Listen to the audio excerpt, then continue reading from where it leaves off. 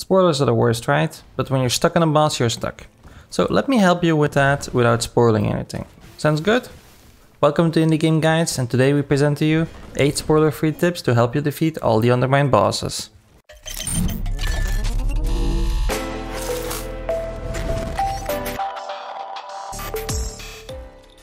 This video is completely spoiler-free, and I truly believe that if you apply these tips, you'll be fully prepared to defeat every one of the Undermine bosses.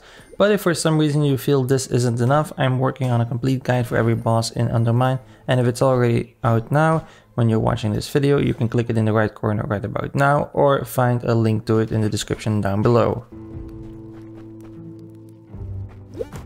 Now let's get started with the very first tip, and it's a very basic one, but you want to constantly upgrade your gear, because the higher damage output you have, the faster you'll kill the boss and give him less time to kill you.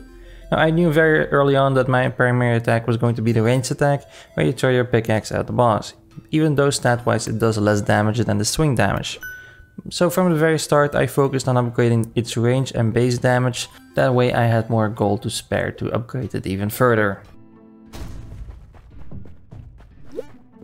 Focus on maintaining health throughout your run. You start with the same health as when you enter the room, so taking as little damage as possible and healing yourself helps out a lot.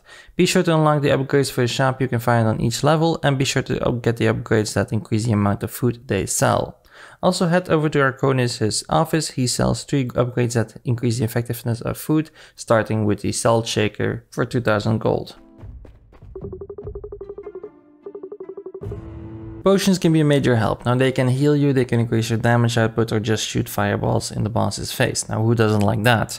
So go to Babel the Alchemist to increase the duration and quantity of potions you can hold, and even craft some new ones. Now before I go any further, I just want to mention that you can always hit me up on Twitter or join our Discord channel if you have any more questions. Links to all that in the description down below. And if you want to play a role in which indie games get a series of guides next, I often organize polls and open questions to our community page, so be sure to subscribe so you know when to cast your vote. Now let's move on to the next step. You can always use bombs to do massive damage to the bosses, and they can just give you that little extra you need to kill the boss before he kills you. Now, especially with certain relics that increase the damage of the bombs depending on the amount you have on you, they can really pack a punch. When you unlock Hoodie, he'll help you travel between sections. Now starting from the halls of the Din, he'll also give you a bag filled with some randomized relics. This is very nice of him, but he gives you way less relics than you would normally have if you did a run without his help. So if you're going for the 3rd, 4th or 5th boss, just run through all the levels yourself to be sure you're decked out as well as you can. And to help you with this, be sure to check out my other guides, because they'll help out massively with progressing easy through all the floors. The first mini-boss, the 1st and 5th boss are the only ones that are not optional. You can skip the others by heading to the door they guard and choosing an alternative way to open the door. Now I won't say how you can do it just to keep this part spoiler free, but the solution is always in the room as where the locked door is. This gives you the option to skip a boss, or progress a little bit further and get more money and kill him when you've unlocked more upgrades.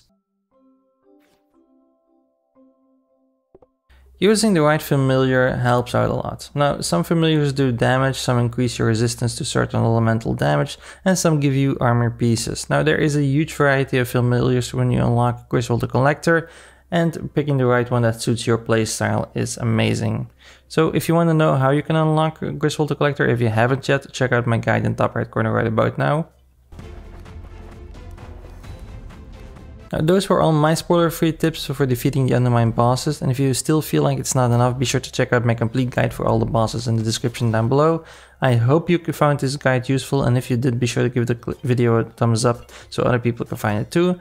And consider subscribing if you want to see more guides like this one for your favorite indie games. Thanks for watching, and I'll see you in the next one.